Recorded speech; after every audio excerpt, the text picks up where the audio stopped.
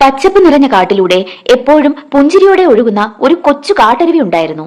അവളുടെ ഒഴുക്കിന് തടസ്സമായി ആ വഴിയിൽ അഹങ്കാരവും പരിഹാസവും നിറഞ്ഞ ഭാവവുമായി വലിയൊരു പാറക്കല്ല് പണ്ടേ ഉണ്ടായിരുന്നു. എന്നെ മറികടക്കാൻ നിനക്കാവില്ല എന്ന് പറഞ്ഞ് അവൻ എപ്പോഴും അവളെ പരിഹസിച്ചു. എന്നാൽ അരുവി ഒട്ടും ദേഷ്യപ്പെടാതെ തികച്ചും ശാന്തമായി അവനെ നോക്കി പുഞ്ചിരിക്കുക മാത്രമാണ് ചെയ്തത്. അവനോട് വഴക്കിടാൻ നിൽക്കാതെ വളരെ സൗമ്യമായി അവൾ ആ പാറക്കല്ലിന് ചുറ്റും വഴിമാറി ഒഴുകാൻ തുടങ്ങി.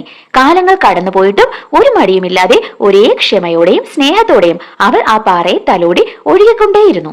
ഒടുവിൽ അരുവിയുടെ ആ നിരന്തരമായ സ്നേഹസ്പർശനം കാരണം ആ അഹങ്കാരിയായ പാറക്കല്ലിന്റെ മൂർച്ചയുള്ള വശങ്ങൾ മിനുസപ്പെടുകയും അവൻ ദയയും സ്നേഹവുമുള്ള ഒരു നല്ല കല്ലായി മാറുകയും ചെയ്തു.